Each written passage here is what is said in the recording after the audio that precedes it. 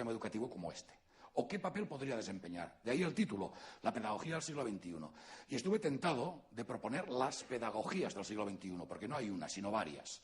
Como mínimo dos, y puede que más, con matices. Pero vamos a ir paso por paso, si os parece.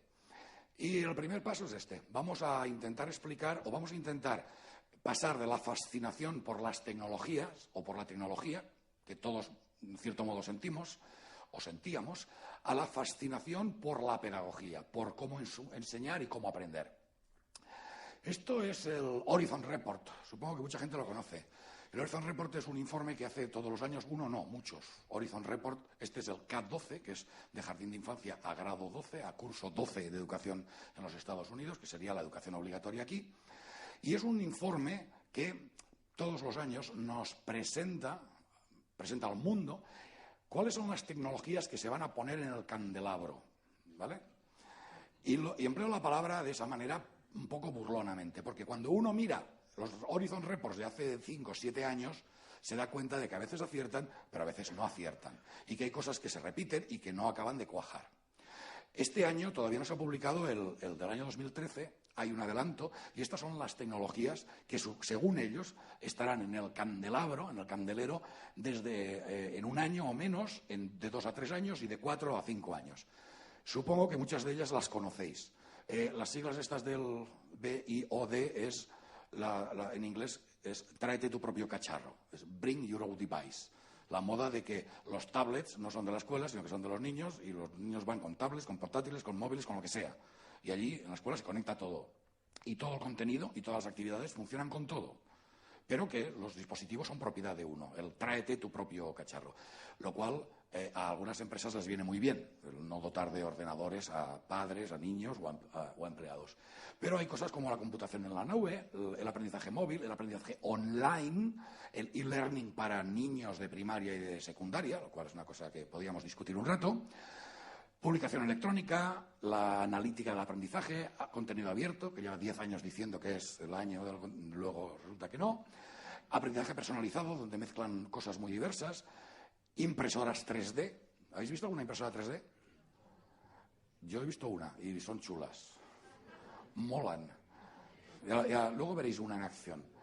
Realidad aumentada, que llevan 5 años diciendo que va a ser la gran aplicación que revolucionará todo en educación y que tampoco. Laboratorios virtuales y remotos, y finalmente tecnología vestible.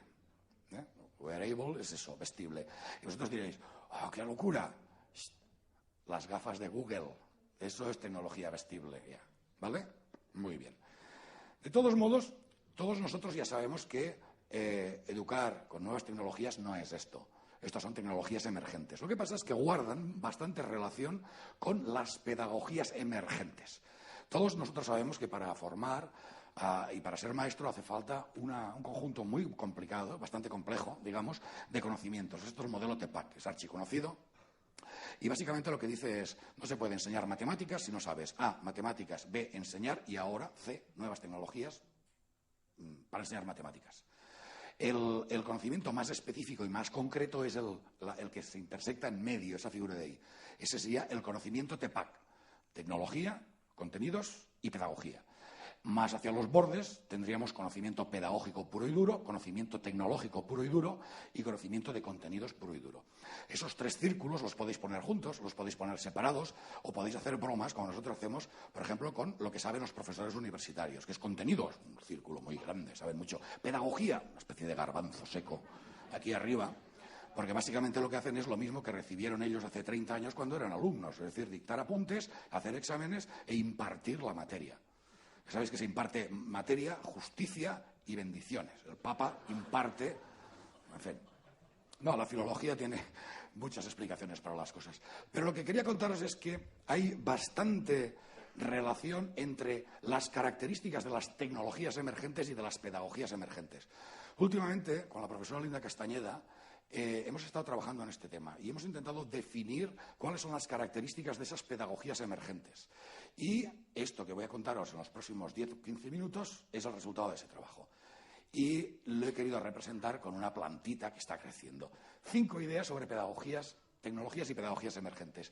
Pero esas ideas no son nuestras, son de una serie de personas que hemos leído, a las que queremos y respetamos muchísimo, y que los tenéis aquí mediamente representados, unos cuantos. La primera idea clave es la siguiente. Las tecnologías emergentes pueden ser o no nuevas tecnologías.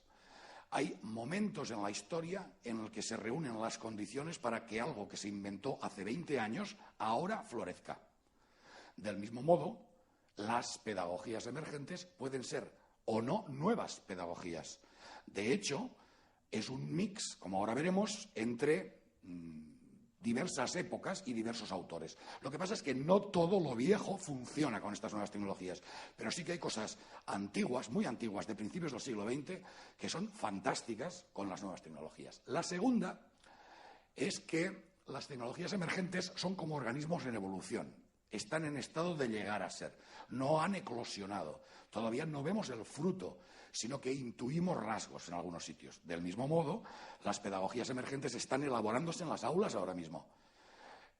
Las pedagogías emergentes no están fabricándose en laboratorios, ni en grupos de investigación, ni en megaproyectos de ningún mega súper rico con mala conciencia que monta fundaciones y que nos copia el nombre. Las pedagogías emergentes se están haciendo ahora mismo en las aulas. ¿Queréis ver una muestra de pedagogías emergentes? Es muy sencillo. Mañana no os perdáis el programa. Y vais a ver en las comunicaciones de los compañeros cómo hay rasgos de estas cosas que os voy a contar hoy. Rasgos que creo que las identifican. También hay muchísimos más sitios. Id a la web de buenas prácticas del CENICE o de la Fundación Telefónica. Id a congresos como Novadors o como Aulablog. Id a asociaciones como Espiral, id a congresos o a asociaciones en Cataluña como la de Espurna o la WebQuestCat, que es una asociación catalana para hacer WebQuest, catalana, pero hay miembros de Murcia también, quiero decir que no hay ningún problema. Es decir, me estoy dejando cosas. En el País Vasco también hay algunas.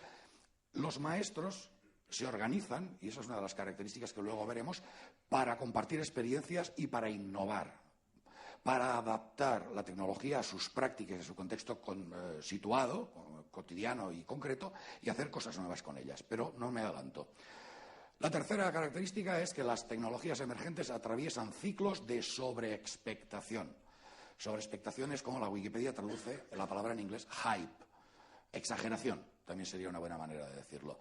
¿Qué quiere decir esto? Pues quiere decir, bueno, hay un modelo de una empresa que se llama Gartner, que es este modelo que veis aquí, que dice que una nueva tecnología normalmente empieza por un trigger, un lanzador, que suele ser la prensa o suele ser algún evento, que luego sube como la espuma, generando expectativas infladas y absolutamente exageradas.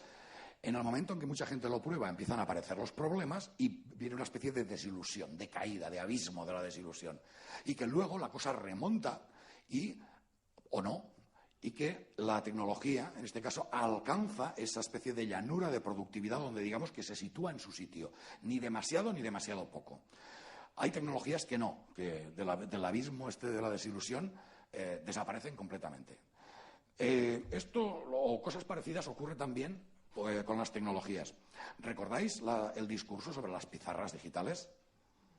No quiero ser muy crítico, pero la publicidad, sí que quiero ser crítico, qué demonios. La publicidad que tenéis entre las manos de la revista Educación 3.0, leed la retórica del marketing.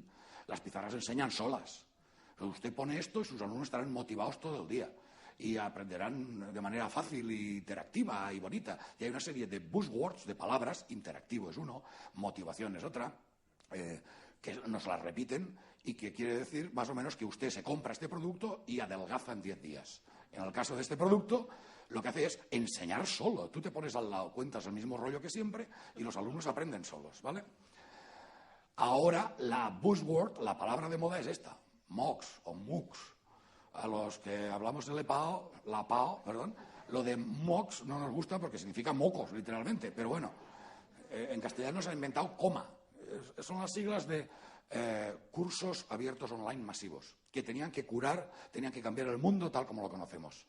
Algún gurú de esto dijo que en 15 años en el mundo quedarían una cincuentena de universidades, no harían falta más, porque la gente estudiaría en este tipo de cursos, donde hay matriculados 100.000, 90.000, 200.000 personas, y que eso sería el equivalente a una educación universitaria. Y además son gratuitos y además serían de las mejores universidades. ¿Por qué vas a estudiar en la UJI en Castellón si puedes estudiar en Harvard cómodamente desde tu casa en Andorra, Teruel? La lógica es impresionante, pero ahí fallan cosas. Esto se está deshinchando, pero se está deshinchando a toda pastilla. De hecho, las empresas que han movido el cotarro están empezando a recibir presiones de sus inversores de capital riesgo para que busquen una manera de ganar dinero y están intentando evolucionar el modelo hacia cosas no tan revolucionarias. Ahora lo veréis. Bien. Cuarta característica, y solo hay 5. Las tecnologías emergentes todavía no han sido ni bien comprendidas ni suficientemente investigadas. Y eso también nos ocurre en educación. Las pedagogías emergentes, algunas de ellas, todavía no han sido ni bien comprendidas ni suficientemente investigadas. Y aquí viene la nota escéptica de que en educación las cosas no se hacen porque algo esté bien investigado y bien demostrado. Antes, al contrario. Quiero decir que depende de otros factores y no sé cuáles realmente. Por lo tanto, quinto y último, las tecnologías emergentes son potencialmente disruptivas. Se dice que algo es disruptivo cuando no es una innovación sumativa o que mejora lo existente, sino que es una innovación que rompe lo existente y crea un mercado nuevo en muchas ocasiones, como lo fueron las impresoras láser respecto a las impresoras anteriores, o los discos duros pequeños respecto a los discos duros, o un sinfín de tecnologías. El autor, un señor que se llama Christensen, es profe de Harvard, pero bueno, ha escrito 2 o 3 bestsellers sobre este tema. Lo que pasa es que está siendo muy contestado. Es una teoría muy, muy bonita, muy a la medida de los americanos, que no se puede demostrar de ninguna manera y que lo explica todo. Por lo tanto, tampoco os lo creáis mucho. Las pedagogías emergentes son potencialmente disruptivas, siempre dentro de su marco de referencia. Las teorías pedagógicas son incomparables. Desde los supuestos que sustentan una, no se puede juzgar la otra. Eso lo veremos más claro ahora, después. Y aquí había traído un gráfico, pero no lo vamos a pasar. La tecnología, además, tiene un modelo de innovación típicamente de arriba abajo. Es muy compleja, es cara de producir, se produce en laboratorios, en departamentos universitarios. Sin embargo, la pedagogía tiene un modelo de innovación de abajo a abajo o de abajo a arriba. Os contaré una pequeña anécdota sin protagonistas. Una serie de maestros hacen una serie de cosas en la escuela. Les sale muy bien, lo cuentan aquí y allá. Llega un profesor universitario y escribe un libro sobre ello. ¿Os suena eso, verdad? Así funciona la tecnología. ¿Dónde la innovación pedagógica? ¿Dónde se hace la innovación? Pues se hace muchas veces en las escuelas, en las aulas, a pie de calle, a pie de curro. ¿Quién la cuenta luego? ¿Quién le pone palabras bonitas? Los profes universitarios, que son los que no lo han inventado, los que no lo hemos inventado. Por lo tanto, frente a la innovación de arriba a abajo, la innovación abierta de los usuarios. Yo tengo una empresa que fabrica algo que creo que me voy a forrar. ¿Qué hago? ¿Compartirlo con todo el mundo? Ni se me ocurre. Me lo guardo, lo patento, secreto. Vale, yo sé cómo enseñar la resta llevando con un método que funciona mucho mejor que cualquiera de los que conozco. ¿Qué hago? ¿Salgo corriendo a la calle a contárselo a todo el mundo? ¿Me voy a un congreso a contarlo? ¿Se lo cuento a mis colegas? Es decir, las condiciones de la innovación, el contexto de innovación didáctica y tecnológica son diferentes, muy diferentes en este caso. La innovación didáctica es muy horizontal y se comunica horizontalmente y es fruto de la comunicación, es lo que se llama Open Innovation, innovación abierta. Cada vez hay más Open Innovation en el mundo de la industria también.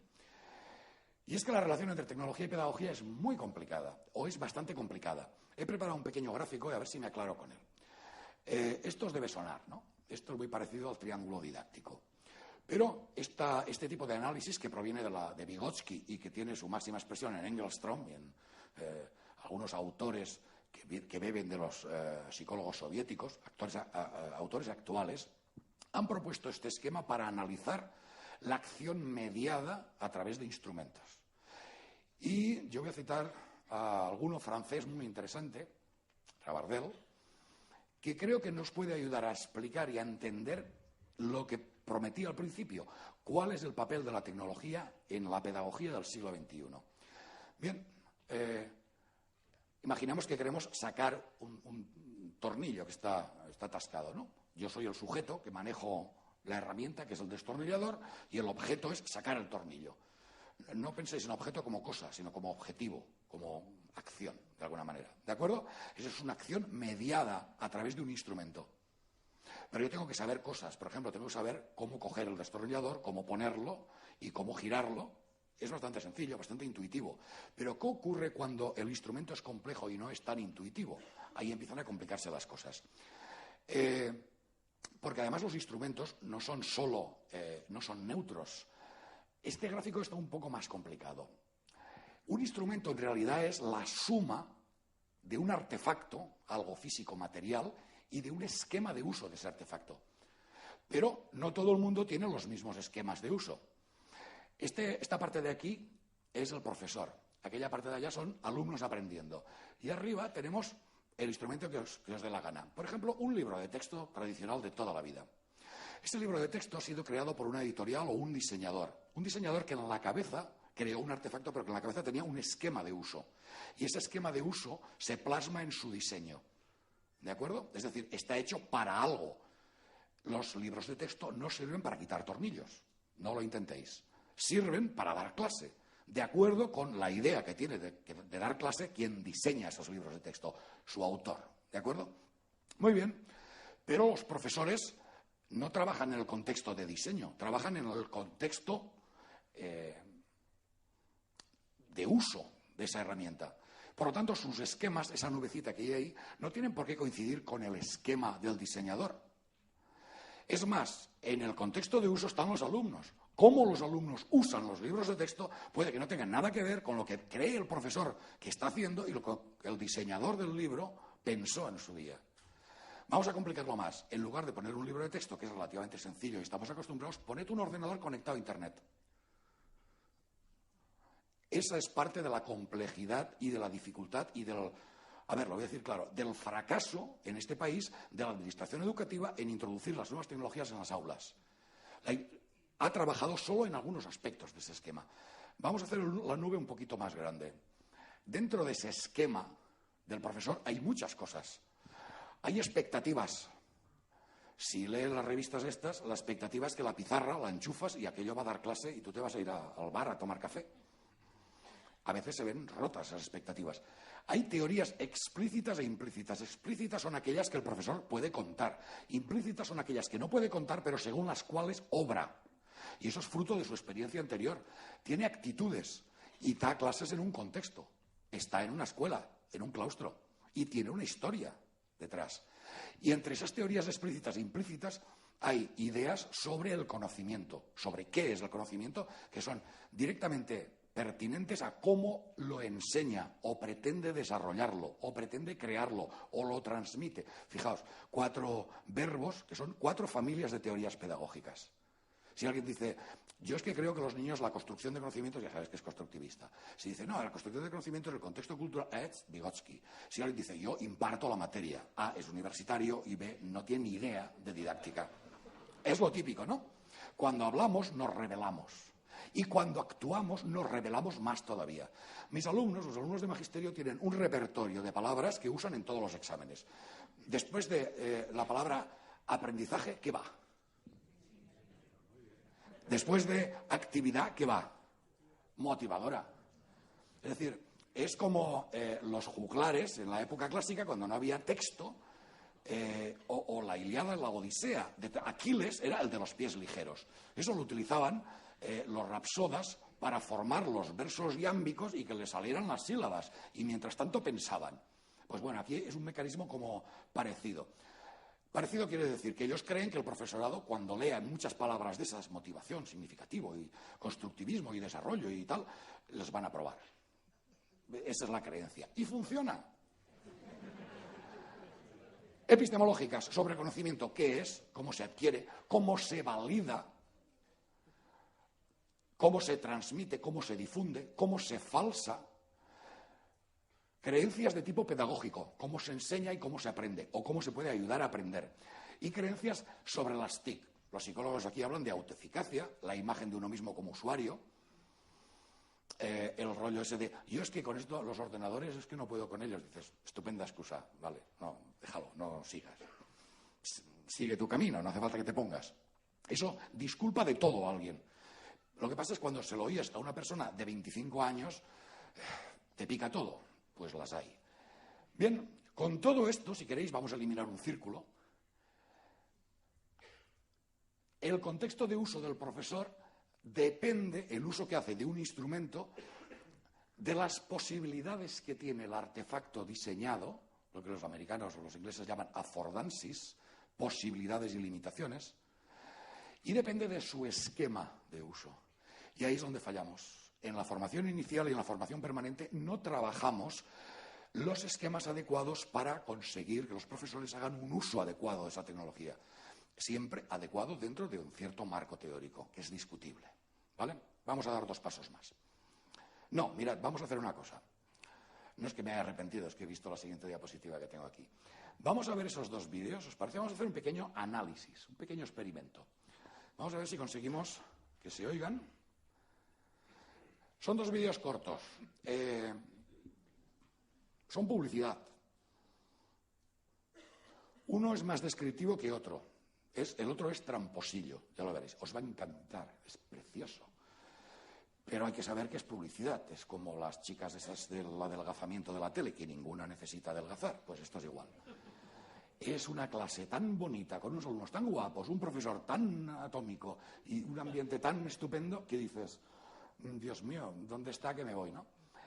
Pero lo primero que vamos a ver es publicitario, no es... es descriptivo.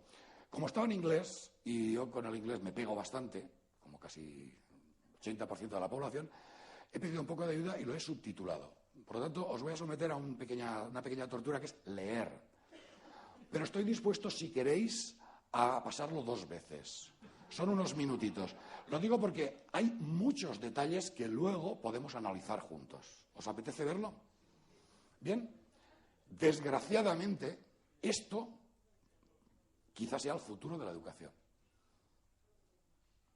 ¿Tenemos audio? Es en inglés, tampoco pasa nada porque se oiga así.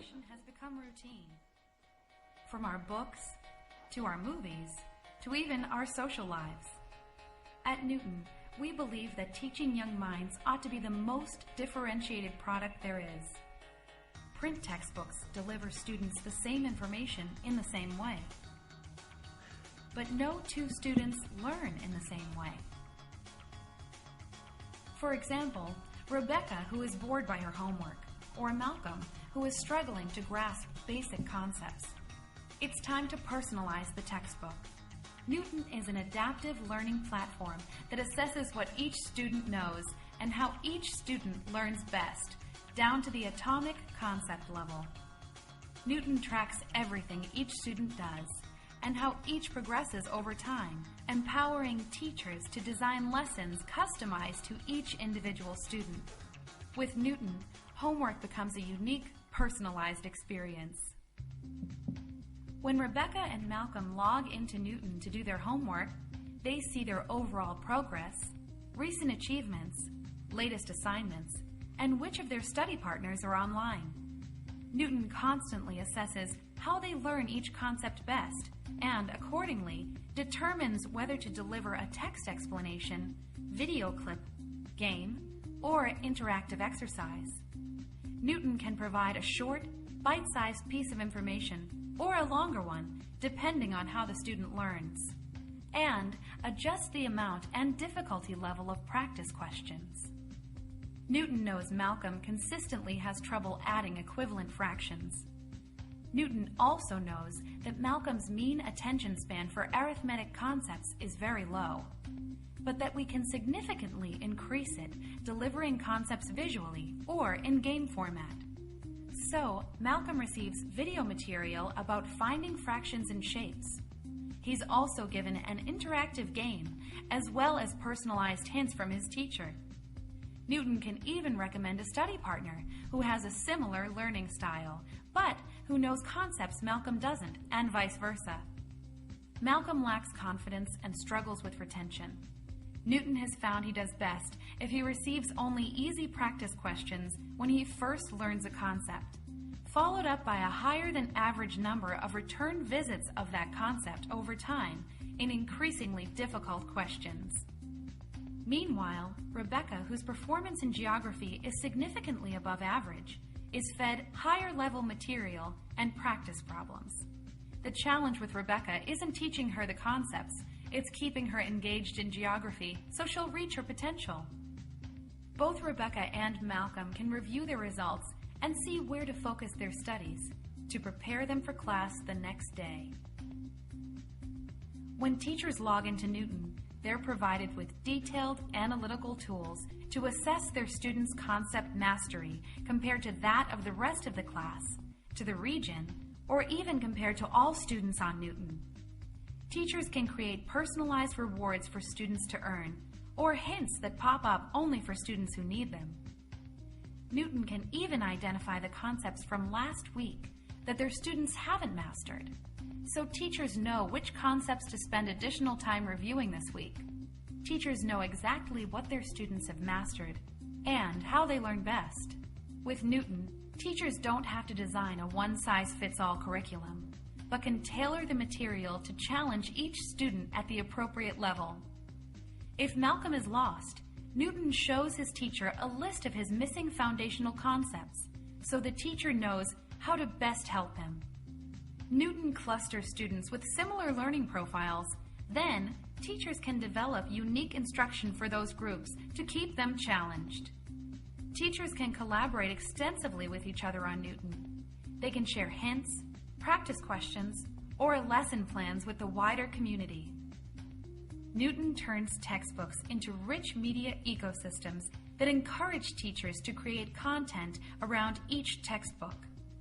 Newton can statistically determine which community-created material is most effective, so that teachers can incorporate these materials into their lesson plans. We've long known that as parental involvement increases, so does student performance. Newton makes it easier than ever for parents to help.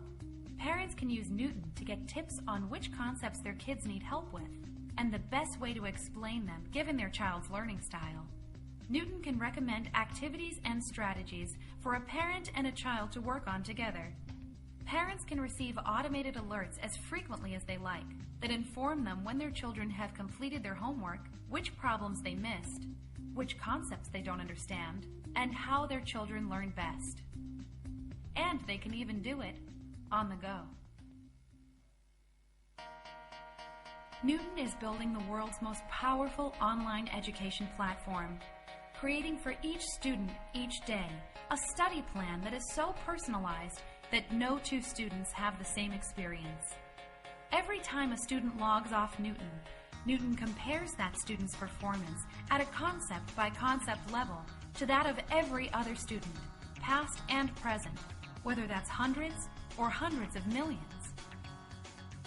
Newton identifies students with a similar concept mastery profile and learning style, and then asks, how did they learn each concept in the curriculum? Then, Newton uses that entire data network to power each student's learning every day. Newton knows which concepts to prioritize in each session, and exactly how to deliver them. This is Newton's network effect. It ensures each student will stay challenged, engaged, and learn more than ever before. For publishers, that means rich communities that coalesce around their textbooks. It means a lifetime relationship with each student that is personal and unique and cannot be shared, reused, or pirated. For teachers, it means analytical tools they've never had before. It means more class time devoted to the fun stuff, building imaginations, and critical thinking skills, while Newton handles the rote learning outside of class. For parents, it's a powerful yet easy way to be involved in their child's education. And for students, it means much less of the boredom and frustration that so many associate with school. We all know that every student is unique, ever-changing, and growing. Finally, Newton makes it possible to treat them that way. Learning will never be the same. ¿Os habéis enterado?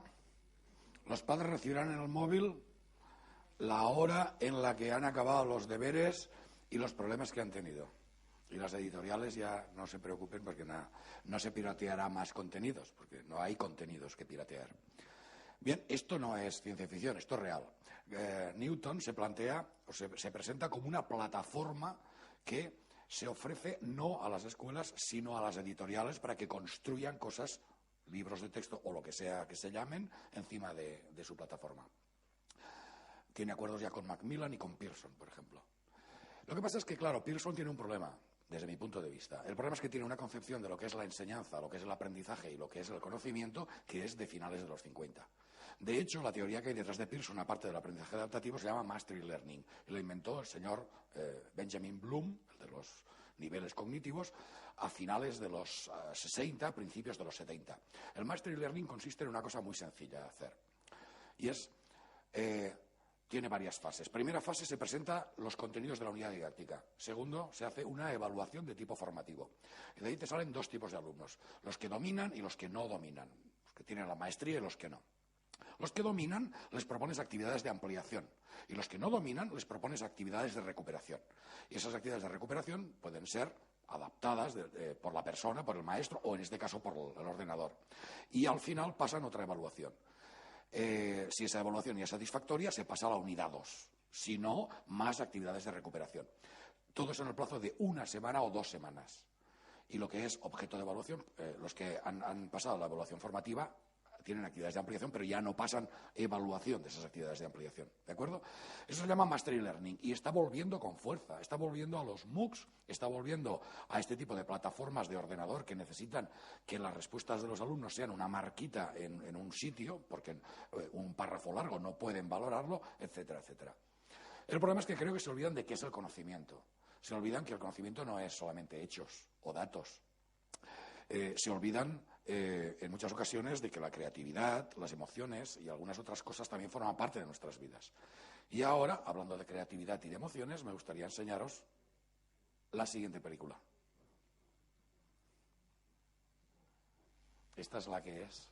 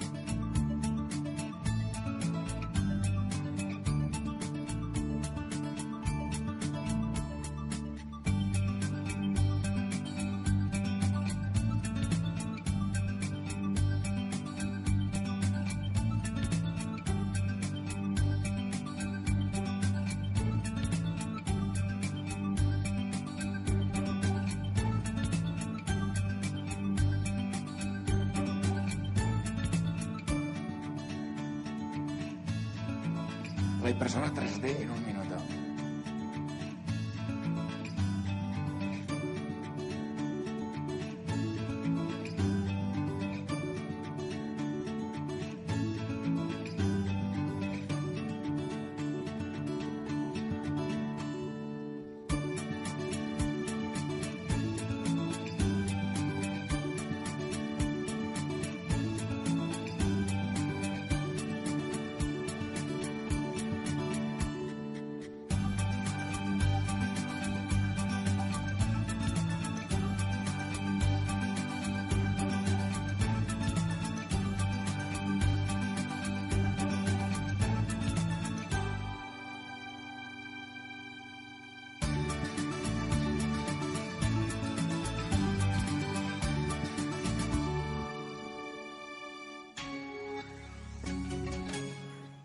Intel no fabrica libros de texto ni pizarras interactivas, fabrica chips.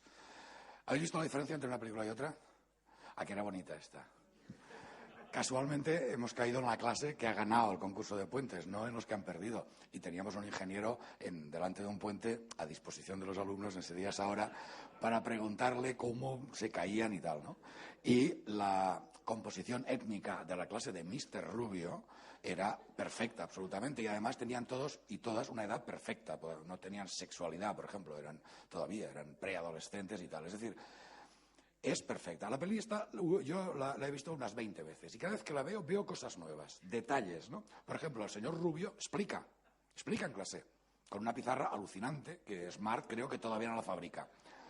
Wow, para tirarse como un portero de fútbol, sí que es verdad. Pero el señor Rubio también hace exámenes. Habéis visto que ha hecho un examen, ¿verdad?, de conocimientos. Y luego han participado en un proyecto telecolaborativo con otras escuelas, utilizando la tecnología para comunicarse con un experto de fuera que les ha dado una pista de cómo se construye un puente y cómo calcular estructuras. Todo se ha dicho de paso, cálculo de estructuras es un poco potente para esa edad. También sé. A ver, decidme los que estáis en primero de eso, ¿cuántos explicáis cálculo de estructuras en esas edades? Es muy bonita, pero detrás de ella hay una filosofía. Después hay un proyecto, trabajan juntos, se dividen el trabajo. El padre es un mirón, ¿lo habéis visto? El padre no hace nada, solo ríe y dice, qué lista, qué guapa es mi niña, porque tampoco tiene nada que decir. El único libro en papel que sale está en casa mirándolo el padre y ni lo consultan prácticamente, ven fotos, ¿no? Es la visión de una empresa de tecnología como Intel. Tampoco es ni una promesa, ni un proyecto, ni esto se va a hacer, ni esa clase existe, ni esas pizarras existen, ni nada por el estilo. Y los niños, os juro que son actores. ¿Vale? Está todo preparado. No es realista. Pero detrás de esta película hay una pedagogía diferente a la película que hemos visto antes.